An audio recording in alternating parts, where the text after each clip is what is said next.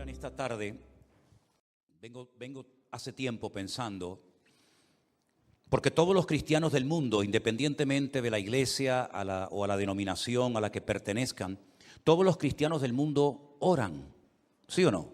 Todos oran, unos más, otros menos, mejor o peor, pero todos los cristianos de todas las iglesias del mundo oran. Algunos, para ellos la oración es solamente pedir, pedir y pedir. Y si no tienen nada que pedir o si no tienen un problema, no oran, porque para ellos solamente la oración es pedir. Otros han descubierto que la oración no solamente sirve para pedir, sino también para dar gracias, para alabar a Dios, para tener comunión con nuestro Dios. Y hay centenares de versículos que nos hablan acerca de la importancia de la oración. Y yo algo que les pediría que hicieran, no sé cuántos se van a animar a hacer esto, pero los que tienen tiempo libre o los que les interesa el tema, ¿por qué no buscan en la Biblia oraciones? Oraciones de hombres, oraciones de mujeres, oraciones que se hicieron en momentos puntuales y que se obtuvo un resultado tremendo. Hay oraciones preciosas, preciosas. Por ejemplo, la oración de Daniel en Babilonia, una oración espectacular. La oración, por ejemplo, que elevó el pueblo de Dios en momentos de urgencia nacional en los tiempos de la reina Esther. La oración que se elevó cuando Pedro estaba en la cárcel, ¿verdad? El día anterior habían matado a uno de los pastores de la iglesia, Santiago. La oración de Esdras, de Nehemías, oraciones realmente tremendas, de las cuales se puede aprender mucho también para orar cada vez con más efectividad. Y el Señor Jesucristo en el Sermón del Monte le dio una importancia tremenda a la oración, hasta el punto que Él nos enseñó una especie de oración modelo, que es el famoso Padre Nuestro, sobre la que podemos edificar nuestras oraciones personales, ¿verdad? ¿Qué decir de los salmos? Los salmos son muchas veces oraciones cantadas o simplemente oraciones que se elevaban en momentos de angustia, de desesperación, de persecución, de terror, de enfermedad. Y hay un versículo que dice que la oración eficaz del justo puede mucho. Recuerden esa palabra, eficaz. Algunos citan el versículo, pero se olvidan de esta palabra, que es la clave. Porque el texto no dice que la oración del justo puede mucho. El texto dice, si lo queremos citar como dice la palabra, la oración eficaz del justo puede mucho. Luego nos da a entender la Escritura que hay oraciones que no salen del techo. Oraciones que no son eficaces, porque no reúnen las condiciones, no tienen los ingredientes bíblicos para que sea una oración efectiva y poderosa y que obtenga resultados. Porque no solamente nos alegra saber que nuestro Dios, cuando oramos, nos escucha, nos oye, sino que además nuestro Dios también responde a la oración que hemos hecho. Y esta es la confianza que tenemos en Él, que si pedimos alguna cosa conforme a su voluntad, Él nos oye. Y si nos oye, sabemos que tenemos las peticiones que le hayamos hecho, ¿verdad? También dice la Biblia, y ustedes conocen esa palabra que dice, no reciben porque piden mal. Luego hay una forma de pedir, pero mal. Y entonces, como es una forma de pedir incorrecta, no recibe respuesta, no recibe resultados. Lo bueno de la oración es que se puede hacer en cualquier lugar, a cualquier hora y en cualquier postura. Por ejemplo, es curioso notar que cuando fue derramado el Espíritu Santo en el día de Pentecostés, Hechos capítulo 2, estaban orando juntos, sentados. Curioso, ¿verdad? Uno se imagina que estarían seguramente de rodillas o tal vez de pie. No, dice, estaban sentados. Luego vemos que se puede orar sentado. Y se puede orar de pie. Y se puede orar postrado en una cama. Y se puede orar en cualquier postura. Y Dios escucha la oración de la persona que lo hace. Y no tiene uno que ir a un sitio en particular para que Dios escuche y responda a tu oración, sino que puedes orar en tu coche, en el hospital, en la cárcel, en la iglesia, en tu casa, cuando vas a trabajar, caminando por la calle, mientras cocinas. La oración se puede hacer de cualquier postura y en cualquier lugar y a cualquier hora. Puedes orar de día, de tarde, de noche, de madrugada, cuando quieras, con voz alta o con voz baja, ¿verdad? La oración es algo realmente increíble. Dios la ha puesto tan fácil, tan accesible para sus hijos, que no hay excusa para no orar cuando queramos y donde queramos y en la postura que estemos. Amén. Imagínate que el Señor dijera: solamente voy a oírles si van a tal sitio y se ponen de esta manera a tal hora. Pero gracias al Señor no hay barreras, no hay barreras para la oración. El Señor la ha puesto accesible para todos sus hijos cuando ellos quieran. Vamos a ver 3 ejemplos de oración en los cuales llevo pensando hace días y hoy me he decidido a compartir este mensaje. Vamos a ver una oración que se elevó en el Antiguo Testamento, en Primera de Reyes capítulo 18, por parte de un grupo grande de hombres que eran servidores de un ídolo llamado Baal. La palabra Baal en el Antiguo Testamento en hebreo significa Señor. Baal significa Señor. Baalí es mi Señor. Es decir, que se le puede llamar a Dios Baal, no, porque la palabra para Señor, para nuestro Dios es Adonai, Adonai. Pero la palabra Baal también significa Señor y es la palabra que Sara utilizaba para dirigirse a su marido. Dice la Biblia que ella llamaba a su marido Señor. ¿Cómo lo llamaba? Baalí, mi Señor. Pero no utilizaba Adonai, porque ese es el nombre que se utiliza únicamente para nuestro Dios.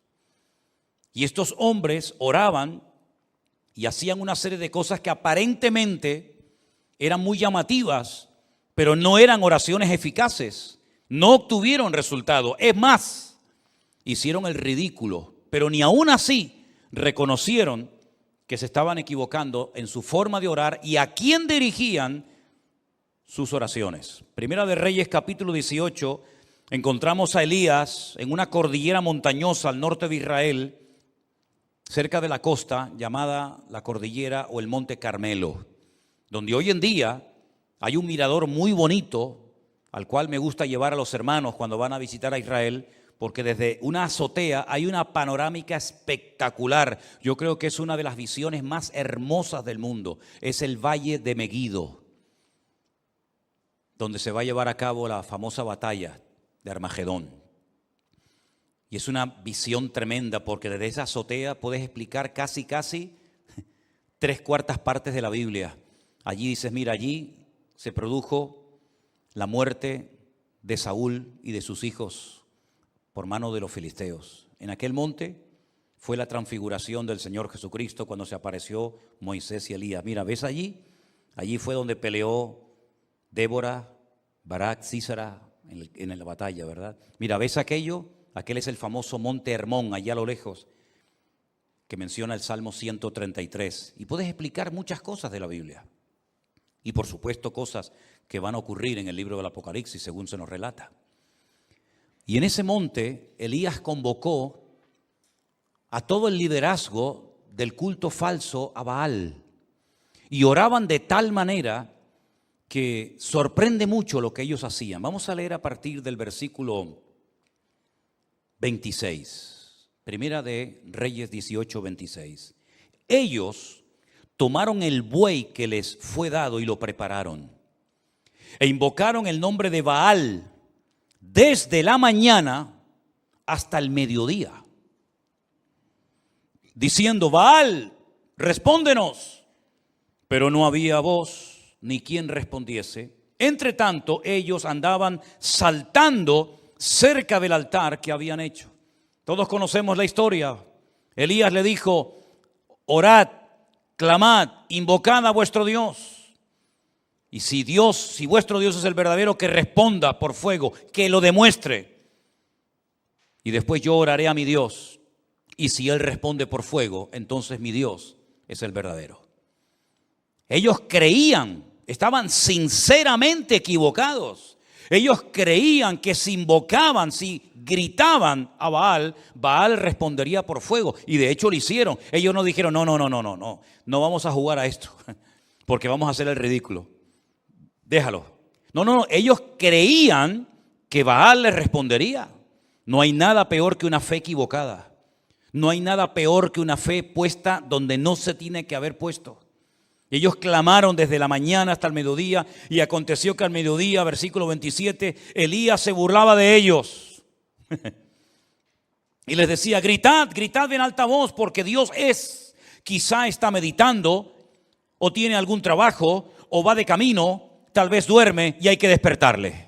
¿Qué sentido del humor tenía Elías, metiéndose, burlándose con ellos? Pero ellos seguían. Totalmente convencidos de que allí Baal respondería a su oración. Y entonces ellos clamaban a grandes voces, como si levantando el volumen su Dios los iba a escuchar más. Y se sajaban con cuchillos y con lancetas, conforme a su costumbre. Se hacían cortes, se abrían la piel hasta chorrear la sangre sobre ellos. Bueno, vamos a añadirle, a las danzas, vamos a añadirle gritos, vamos a añadirle sangre, a ver si de esa manera sacudimos el trono de Baal y responde.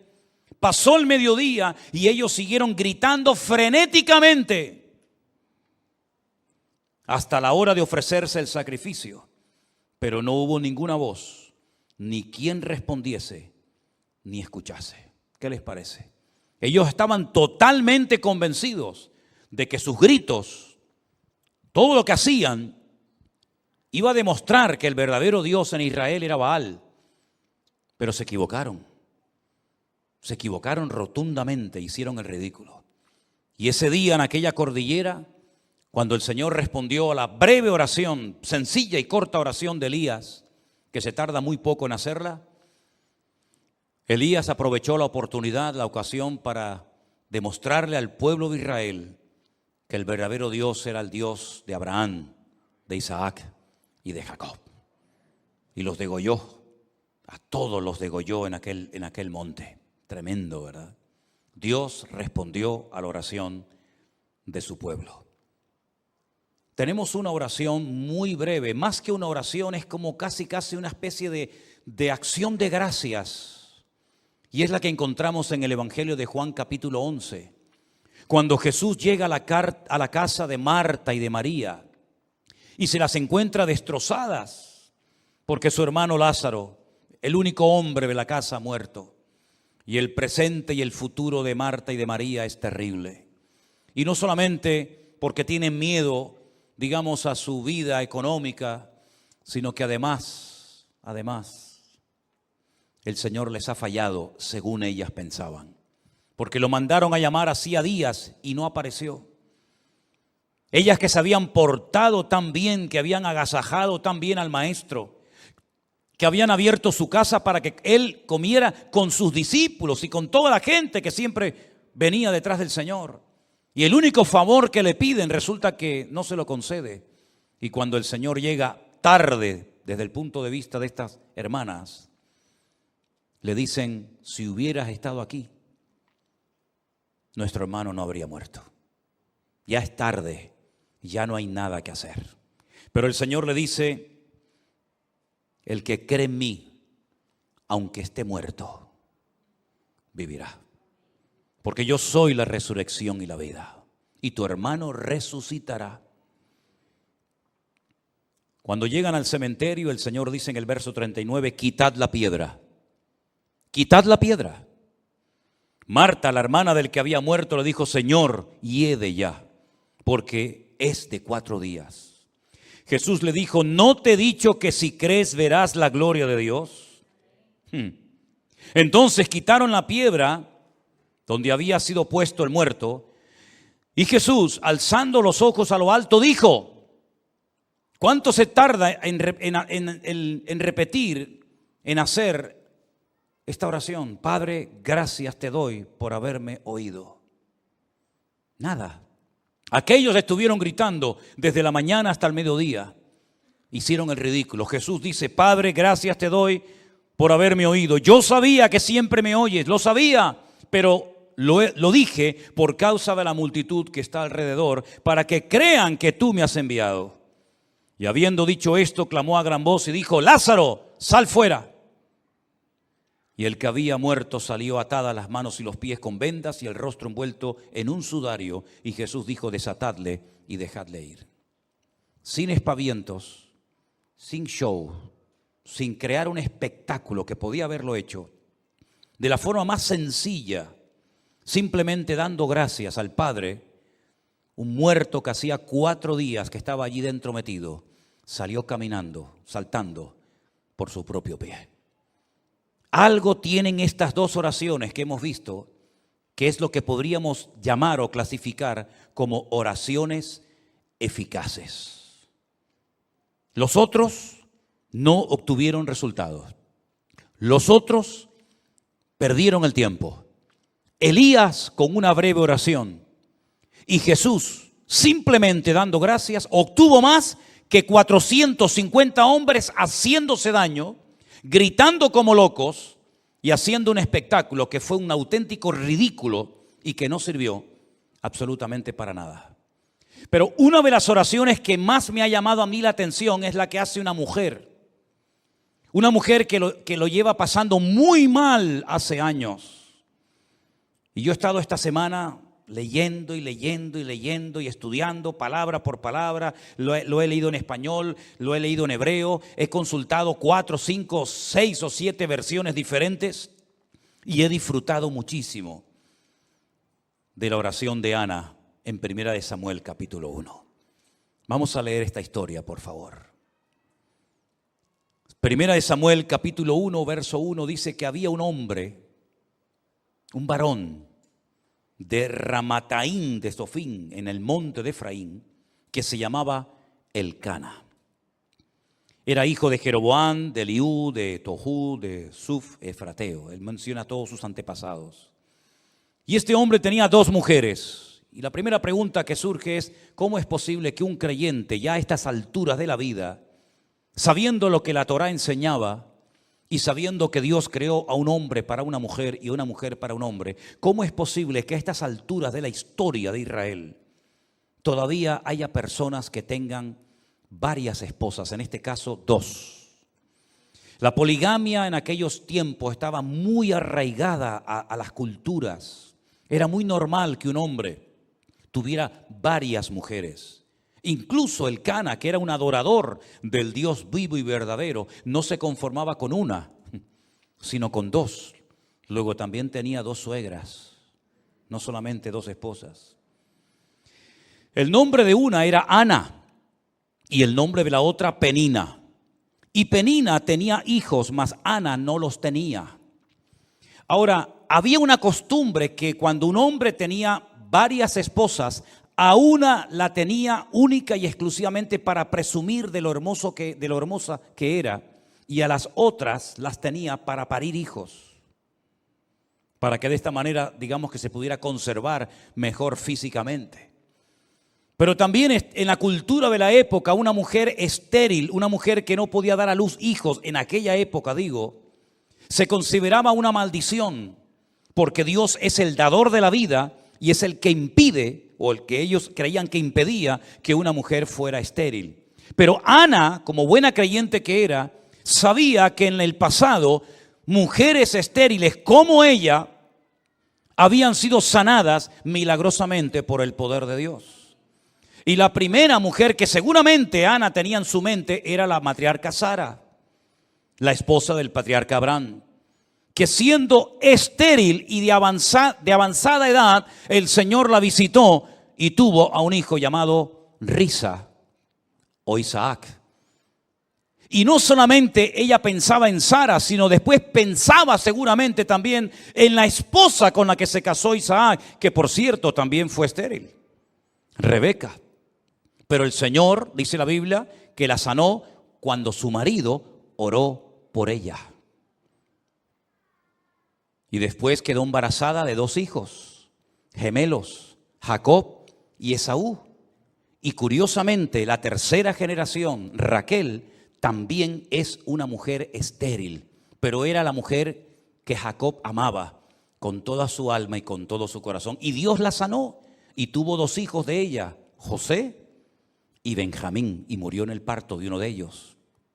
Así que ella sabía perfectamente que si Dios quería, la podía sanar, como sanó a estas 3 mujeres y como sanó a la madre de Sansón y probablemente alguna otra mujer que ni siquiera menciona en la Biblia. Ahora, lo interesante de la historia es que todos los años, versículo 3, aquel varón, es decir, Elcana, subía de su ciudad para adorar y ofrecer sacrificios al Señor de los ejércitos en Shilo. En aquel tiempo el tabernáculo estaba en aquel lugar llamado Shilo, donde estuvo muchísimos años. Y allí había los hijos de Elí, que era el sacerdote de la época, hijos que se llamaban Ofni y Fines, o Pinjas, como se dice en hebreo, que eran sacerdotes de Dios. Cuando llegaba el día en el que Elcana ofrecía el sacrificio, le daba a Penina su mujer y a todos sus hijos y a todas sus hijas, a cada uno su parte. Pero a Ana, aunque Jehová no le había dado, a Ana le daba una parte escogida porque amaba a Ana, aunque el Señor no le había concebido tener hijos. Y su rival, Penina, escuchen, la irritaba, la enojaba y la entristecía, porque el Señor no le había concedido tener hijos. Todos los años la misma historia. Todos los años, cada vez que se trasladaban de su ciudad a Shilo para adorar al Señor y presentar los sacrificios correspondientes, porque todavía no existía el templo de Jerusalén, todos los años la misma historia. La otra se reía, enfadaba, se burlaba, pinchaba, irritaba a Ana. Todos los años la misma canción. ¿Cuántos años estuvo así? No lo sabemos. Pero dice que lo hacía cada año cuando subían a la casa de Dios, la irritaba así, por lo cual Ana lloraba y no comía. Alguien diría hoy en día que estaba en depresión. Todo el día llorando y sin ganas de comer, depresión seguro. Y ahora resulta que el cabeza del hogar, el responsable de la vida de ese hogar, su marido, Elcana, le hace varias preguntas a su esposa. La primera, ¿por qué lloras? ¿Por qué no comes? ¿Y por qué está afligido tu corazón? No se entera de nada. ¿Tú no sabes por qué llora tu mujer? ¿Tú no sabes por qué está sin ganas de comer? ¿Tú no sabes por qué lo pasa mal? Como si fuera algo imposible de conocer. Si es un secreto a voces. Tu mujer lo está pasando mal y tú no haces nada para ayudarla. Tú no oras por ella. Dice la Biblia que Isaac oró por su mujer y Dios la sanó. Pero Elcana tiene un problemón en la familia, en el hogar, y no sabe cómo resolverlo. Y no hay nada peor que un hombre en una casa ciego y sordo espiritualmente hablando, que no sabe cómo resolver los problemas espirituales de su hogar, que no sabe cómo actuar como un hijo de Dios, y que lo único que sabe es ¿por qué? ¿Qué te pasa? ¿Por qué estás todo el día llorando? ¿Por qué no quieres comer? Dice, ¿por qué está afligido tu corazón? ¿No soy yo mejor que 10 hijos? Pues no, sinceramente no. Tú no eres mejor que 10 hijos. Todos los años la misma situación. Una mujer creyente que lo está pasando mal, que tiene un marido que es un 0 a la izquierda, que no se entera de nada y que encima venga a preguntar y venga a preguntar y venga a preguntar, pero no hace absolutamente nada para cambiar la situación. Pero el verso 9, algo pasó en la vida de esta mujer que lo cambió todo. Dice, se levantó Ana. Dijo, basta, ya no aguanto más.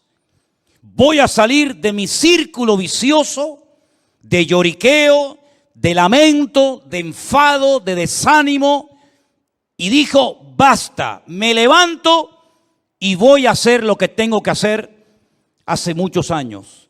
Se levantó, Después que hubo comido y bebido en Silo, y mientras el sacerdote Elí estaba sentado en una silla junto a un pilar del templo del Señor, ella con amargura de alma oró al Señor y lloró abundantemente. ¿Cuántos dicen amén? Está mal, lo está pasando mal, pero ha dicho basta. ¿No dice la Biblia, ya es hora de levantarnos del sueño? ¿Sí o no? Levántate tú que duermes y te alumbrará Cristo. Todos los años lo mismo, la otra pinchándote, burlándose de ti, riéndose de ti, haciéndote la burla, pasándolo mal. Y cuando llegas a tu casa, después de haber llorado, después de no haber comido, tienes que esperar otra vez la misma canción el próximo año. ¿Y cuántos creyentes, por no rebelarse contra su actitud o contra su situación o su círculo vicioso, llevan años arrastrando una pena, una atadura espiritual, o llámalo como quieras, y la situación no cambia, siempre lo mismo, siempre lo mismo. Cuando no lloras, no comes. Cuando no comes, no lloras. Y cuando lloras, no quieres vivir. Y cuando no quieres vivir, y es algo que te tiene como atrapado, te tiene como un esclavo. Reconoces tu necesidad. Eres una persona creyente, lees la palabra de Dios, vienes a la iglesia, pero siempre estás con lo mismo. Y Ana dice que se levantó, y ese se levantó indica basta ya, estoy harta de esto. No voy a seguir toda la vida llorando y lamentándome porque no he sacado nada y se me está yendo la vida. Y lo que yo quiero es que Dios tenga misericordia de mí y me ayude, porque con mi marido no se puede contar para nada. Y con el sacerdote Elí, menos todavía. Aquí el único que me puede ayudar y levantarme y cambiar la vida es mi Dios. Y a Él voy a clamar, y a Él voy a orar, y voy a deshogarme delante del Señor. Y si Dios no me responde, pues por lo menos lo intenté. La historia sigue diciéndonos que hizo un voto. Hizo un voto, una promesa.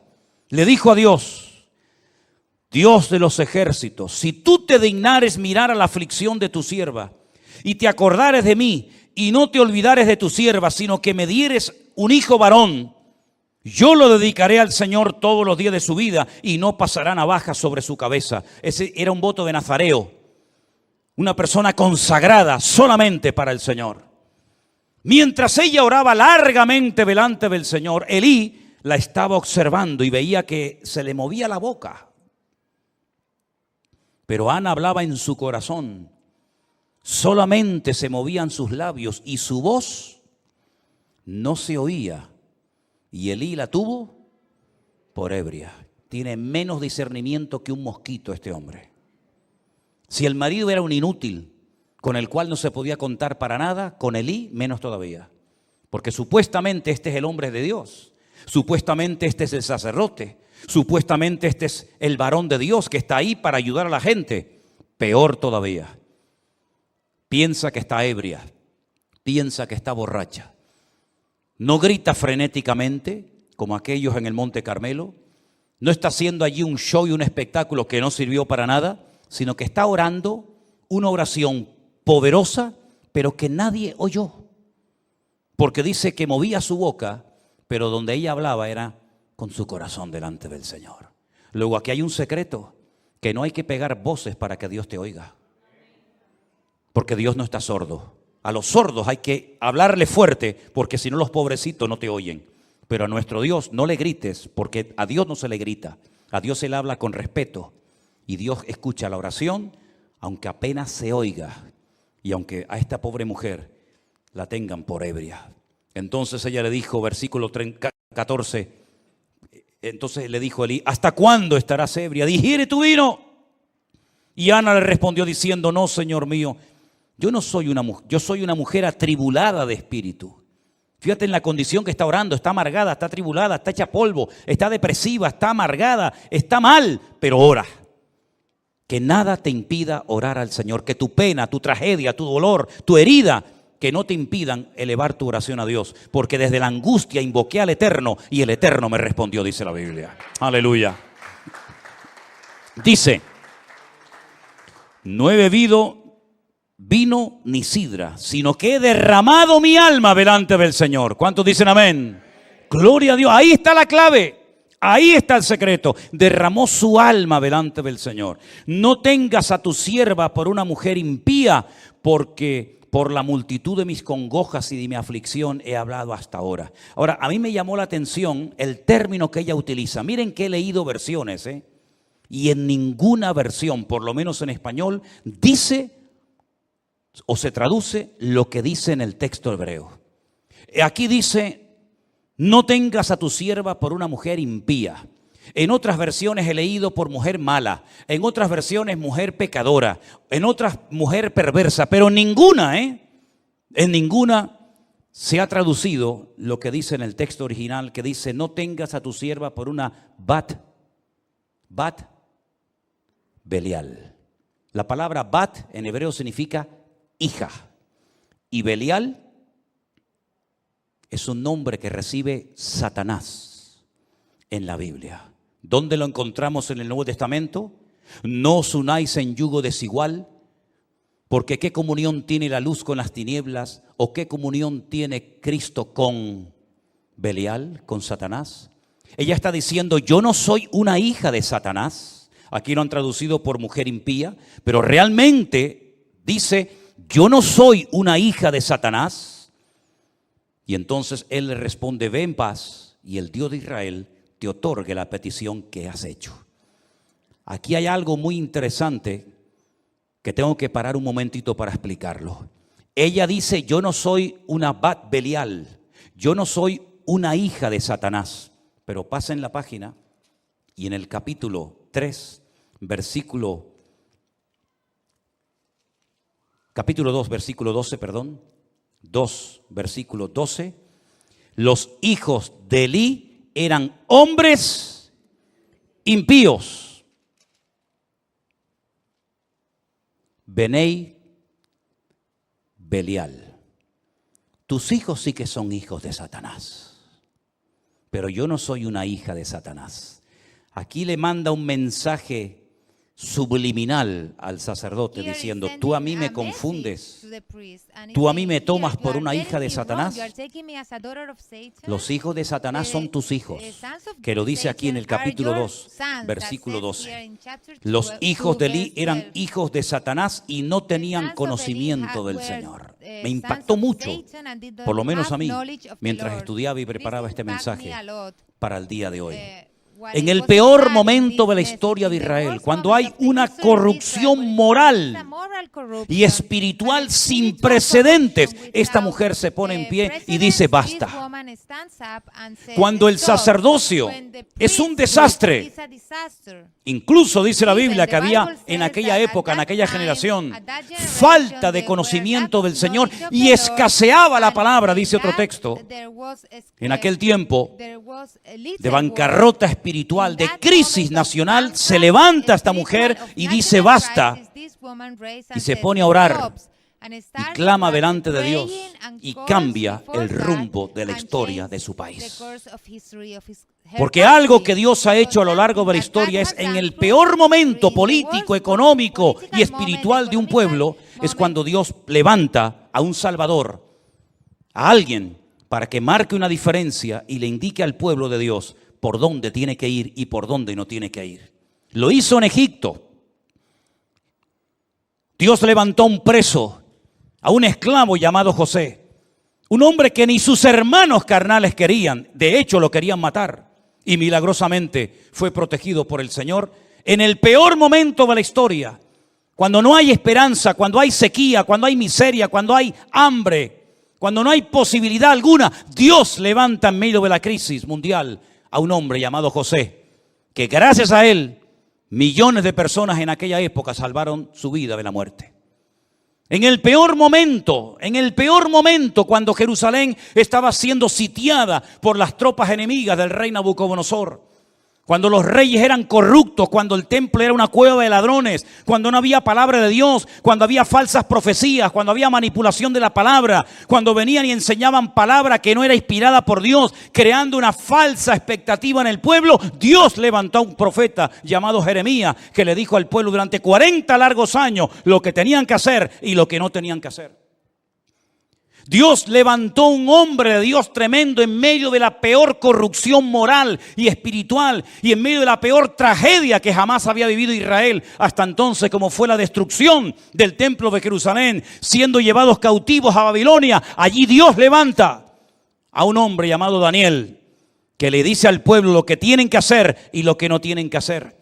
Cuando el peor imperio de toda la historia de la humanidad, un imperio corrupto, sin piedad, sin misericordia, que mataba a la gente por cualquier cosa, el imperio romano, cuando el pueblo de Israel estaba con la soga al cuello, oprimido, pagando tributos que era imposible poder pagarlos, Dios levantó un Salvador que fue nuestro Señor Jesucristo en medio de la peor crisis histórica y política y espiritual de la historia de la humanidad.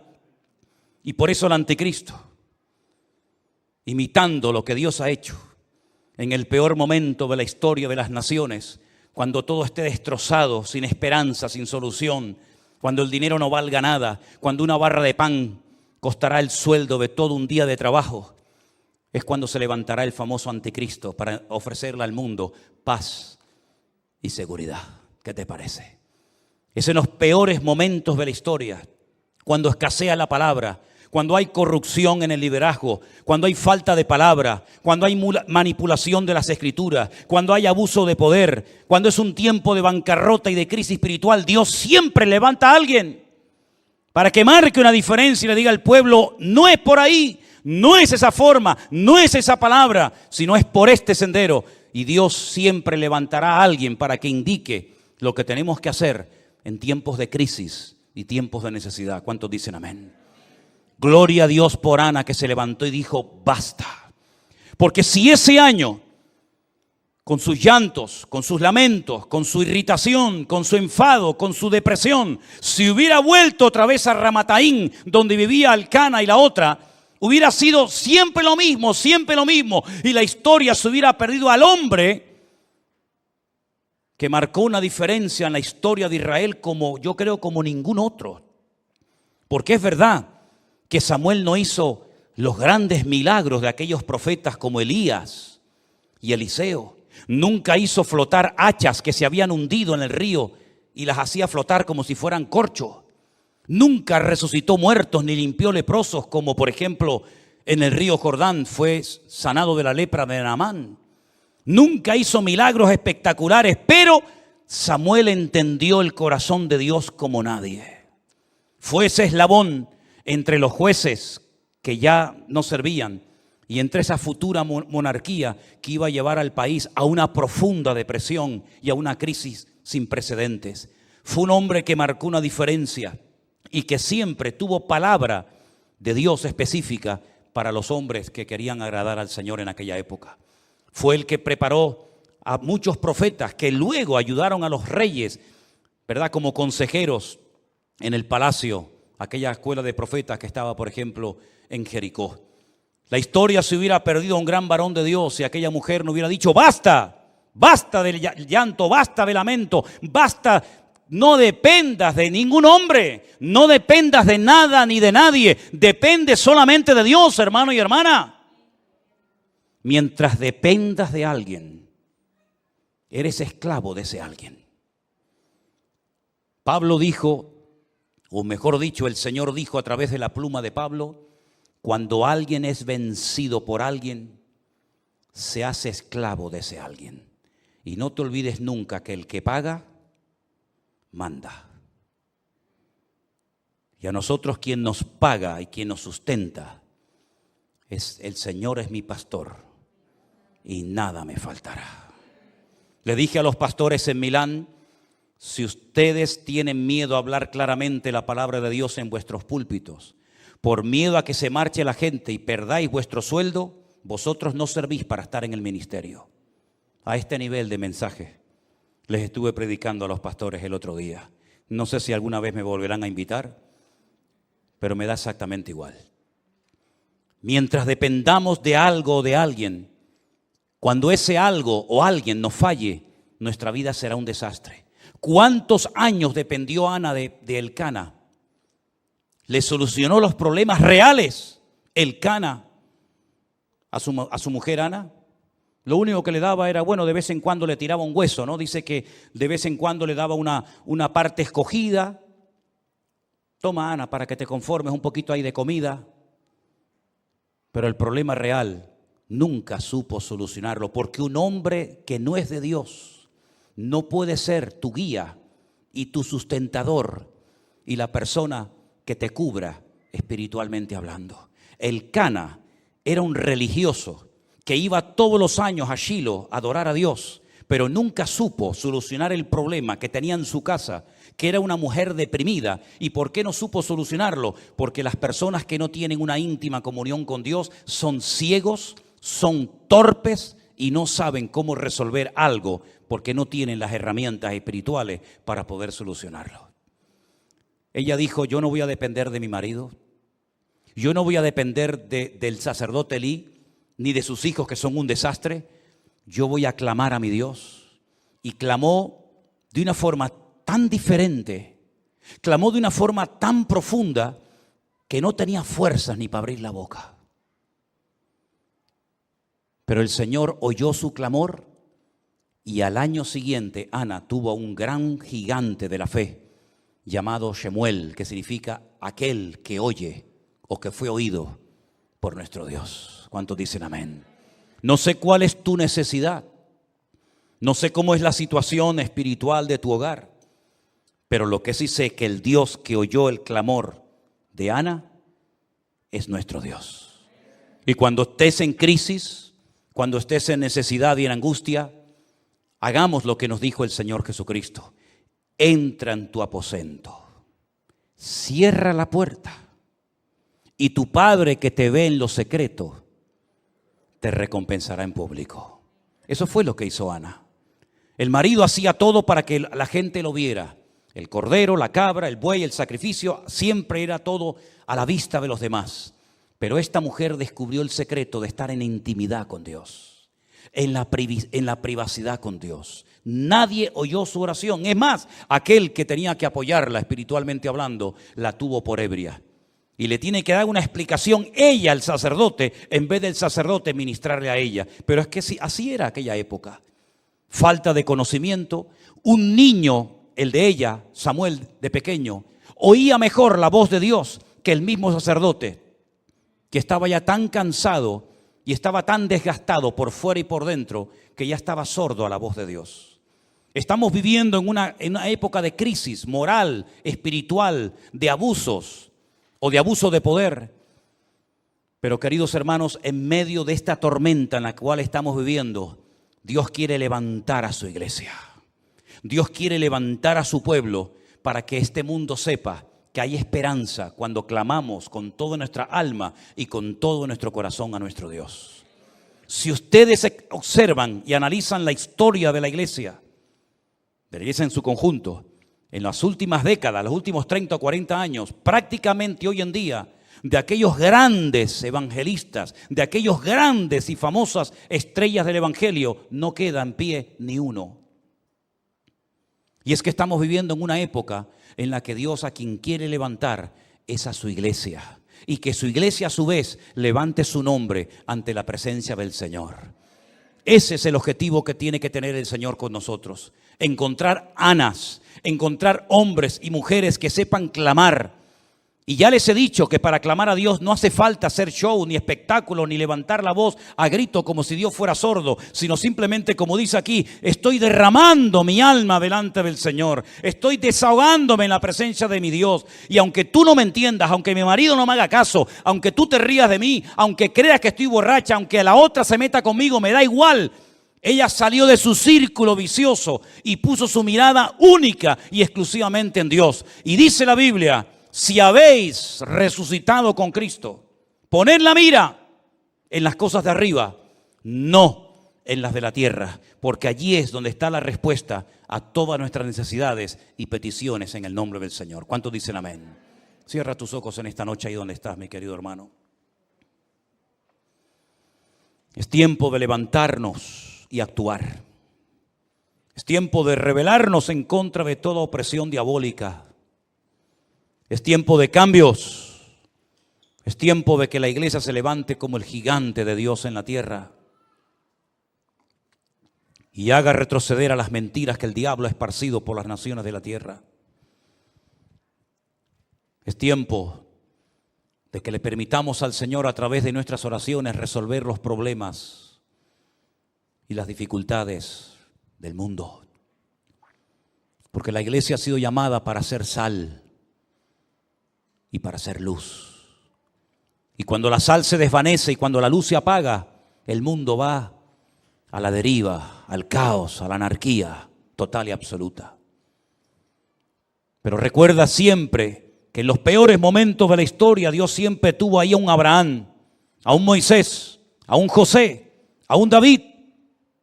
Recuerda siempre que en lo peor, Dios tenía un Noé a través del cual se salvó la humanidad. Y recuerda que en los últimos tiempos la maldad se va a multiplicar, el pecado va a ir como caballo desbocado, pero en medio de ese caos y de ese desorden, el Señor va a levantar a su pueblo, a su remanente, a los que se dejen tratar y cambiar por Dios. Pídele al Señor que te levante para su honra y su gloria. Pídele al Señor que en esta generación perversa y maligna en la cual nos ha tocado vivir, podamos, con la ayuda de nuestro Dios, marcar una diferencia. Cierra tus ojos ahí donde estás y vamos a orar a nuestro Dios. Aleluya. Los tiempos finales serán tiempos difíciles, tiempos peligrosos, tiempos de maldad, de injusticia, de perversión, de bancarrota espiritual. Y es precisamente ahora más que nunca que necesitamos un renuevo espiritual de parte de nuestro Dios.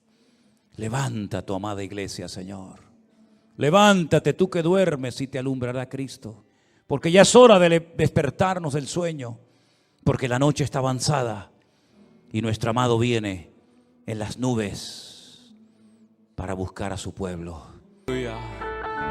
Durante toda esta semana, queridos hermanos, en cualquier situación, cualquier lugar en el que te encuentres, no dejes de alabar a Dios y de orar a Él. Porque hemos visto en esta noche solamente un ejemplo de cómo una mujer quebrantada, destrozada, desanimada, pasándolo muy mal, se levantó y cambió el rumbo de la historia porque oró y clamó al Señor. Y el Dios de Ana es nuestro Dios. Su poder no ha menguado, su palabra es la misma, pero busca hombres y mujeres que le alaben, que le adoren y que verdaderamente sean capaces de ponerse firmes en el Señor y clamar a Él con toda su alma y con todo su corazón. Vamos a tener esta semana muchas oportunidades para demostrarle a nuestro Dios lo que hemos aprendido en esta noche. Aprovéchelas. Aproveche mañana, lunes, martes, miércoles, toda la semana, en su trabajo, en su escuela, en su familia, toda oportunidad que tenga para alabar a Dios, para clamar a Dios. No recurras al lloriqueo, no recurras al lamento, no recurras a la queja. Cada vez que venga algo que no entiendas, cada vez que venga una circunstancia difícil, como dice aquí, que te irrite, que te enoje, que te entristezca, alaba a Dios. Ponte a orar, alaba a Dios, alaba al Señor, ponte a orar y vas a ver resultados, porque eso es lo que Dios quiere hacer en nuestra vida. Si no hubiera sido por esa situación terrible, Ana nunca se hubiera puesto en pie, jamás. Pero Ana llegó a un nivel en el que dijo, ya no aguanto más. A lo mejor tú todavía no has llegado ahí, A lo mejor diciendo, yo aguanto un poquito más, pues sigue aguantando. Pero cuando llegues al final y digas, ya no aguanto más, entonces es cuando Dios comenzará a sorprenderte, haciendo maravillas en la vida de todos y cada uno de ustedes. ¿Cuántos dicen amén? Gloria a Dios. Hoy sí queremos ya orar por Enrique y por Soraya, que se van ya esta semana para Estados Unidos. Yo quiero pedirles un segundito que suban adelante. Y quiero aprovechar también para pedirle a este hermanito de Perú con su mamá, que también suban adelante. Son hermanos, como dije el otro día, que vinieron expresamente desde Holanda para estar con nosotros estos días de culto. Y bueno, para ellos era como un sueño cumplido, ¿no? Una ilusión el poder estar aquí. Y estamos muy contentos de este esfuerzo tremendo que han hecho de poder estar con nosotros en estos días. Vamos a orar para que cuando se vayan a Holanda otra vez, donde ellos viven, se puedan ir con la bendición de Dios, contentos y agradecidos con el Señor por habernos permitido conocer personalmente. Vengan, hermanos, pónganse por aquí. Gracias al Señor. Gloria a Dios. ¿Quieren decir algunas palabras para despedirse? Porque hoy es el último culto que están ustedes, ¿no? Así que, hermano, aprovechen. Amén. Gracias a Dios por toda esta oportunidad que me dio de poder alabar juntos el nombre glorioso de nuestro Dios Todopoderoso, y que sigamos siendo de impacto a las naciones, porque esa es la misión que Dios nos ha dado. Id y predicad el Evangelio a todas las naciones, en el nombre de nuestro Señor Jesucristo. Gracias por todo ese amor que nos han dado y por todo el amor y el cariño que podemos sentir. Lo bendecimos y le amamos en el amor del Señor Jesucristo. Gloria a Dios. Gracias, hermano. Hermana querida, despídase. Su oportunidad. Sí. Gracias a Dios realmente de haberme permitido venir a compartir la preciosa palabra con sus santos y sus santas y con nuestro amado pastor, ya nuestro pastor. Así que estamos muy agradecidos, seguiremos orando como había dicho, hemos estado orando y seguimos orando, ¿no? Muchísimas gracias a ustedes que pueden estar abiertos sus corazones de cada uno de ustedes para que sigan adorando, y no solo para ustedes, ¿no? Sino para todos los que están escuchando. Muchas gracias, pastor, muchas gracias, amada Elena, amada, los amo a todos y estoy muy agradecido y muchas gracias. Amén. Gloria a Dios, gloria a Dios. Qué lindo, ¿no? Hermanos aunque ellos son de Perú, pero están viviendo en Holanda. ¿Hace cuánto tiempo? 20 años. 20 años en Holanda, gloria a Dios. Pues ellos nos han conocido a través de las redes sociales y sintieron en su corazón venir para estar aquí con nosotros en estos días. Y la verdad que a mí todo esto me impacta tanto, ¿no? Porque hermanos que no conocíamos personalmente, que hayan sentido en su corazón, como otros que han venido a veces de Estados Unidos, de Francia y de otros lugares, para estar aquí en la iglesia con nosotros, realmente es algo muy, muy impactante, de lo cual tenemos que aprender mucho, todos y cada uno de nosotros, de verdad. Estaremos orando ahora por ellos, y también nuestro hermano Enrique y su esposa Soraya salen esta semana para los Estados Unidos, donde van a estar viviendo. Y bueno, yo quiero que ellos se despidan y también vamos a orar por ellos para que el Señor los guarde en este viaje. Enrique. Dios los bendiga, hermanos. No quiero pensar que es la última vez. Afortunadamente está la iglesia virtual. Ya estuve en la iglesia virtual 3 meses, principio de este año, cuando estuve en Miami. Es una iglesia muy organizada, muy ordenada. Se asiste al culto, pero también está la noche de oración, también está la noche de la vida cristiana, también está la noche en que la reunión que se hace con hombres y mujeres, entre parejas también. Entonces, no voy a llorar, no voy a llorar, porque sé que voy a poder estar con la iglesia a través de la iglesia virtual. Y también sé, pastor, y su señora esposa, la hermana Elena, sé que Dios mediante vamos a poder vernos en los meses de abril y mayo, tengo entendido, ¿no? Espero, mayo y junio, espero poderlos ver y ojalá nos vemos en Orlando y en Miami, si es posible. Así sea, si es la voluntad de Dios, ¿verdad, Enrique?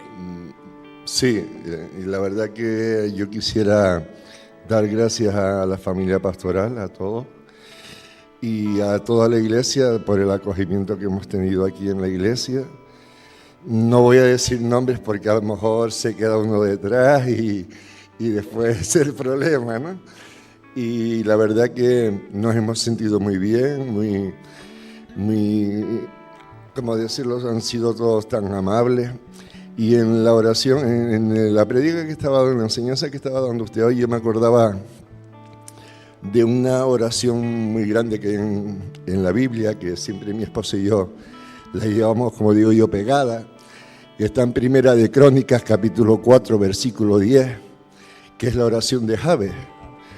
Y Jabez oraba al Señor y le decía: Señor, bendíceme y extiende mi territorio y aparta de mí al enemigo para que no me dañare ni me hiriere, ¿no?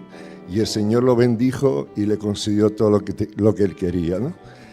Entonces, nosotros cuando hemos hecho esa oración entendemos que ese extender nuestro territorio es adquirir conocimiento, sabiduría para poder llevar la palabra del Señor a cualquier parte del mundo, ¿no? Y ahí estamos. No me quiero despedir, quiero decirle un hasta luego, si puede ser. Me emociono mucho porque ha sido una estancia de 2 años muy buena. Ay, Señor, gloria a Dios. Vamos a orar en esta tarde por nuestros hermanos. Que el Señor les guarde, les bendiga, les use, donde quiera que se encuentren. Somos miembros de un solo cuerpo. Hay una sola iglesia. El Señor Jesucristo tiene una sola iglesia. Los hombres la dividen, le ponen nombres, le ponen títulos, pero el Señor tiene una sola iglesia. Es su cuerpo, la cual ama, sustenta y cuida cada día. Y qué bueno formar parte de ese cuerpo de Cristo que es la iglesia, ¿verdad? Oramos por nuestros hermanos para que ellos en Holanda, nuestros hermanos ahora en Estados Unidos, podamos sentirnos en un mismo sentir. Que a pesar de la distancia, sepamos que somos uno. Como la oración que el Señor hizo, que sean uno, como tú y yo, Padre, somos uno, perfectos en unidad, para que el mundo crea que tú me enviaste. Oramos, hermanos. Padre Celestial, te damos muchísimas gracias en esta noche por este privilegio que nos has dado de tener durante estos 2 años a nuestros hermanos Enrique y Soraya entre nosotros. Ahora pedimos que los guardes en esta nueva etapa de su vida, que tú los bendigas, que los protejas, que vayas delante de ellos abriendo camino y que tú, Señor, proveas todo lo necesario para que ellos puedan ubicarse en ese nuevo territorio donde te van a servir, te van a honrar.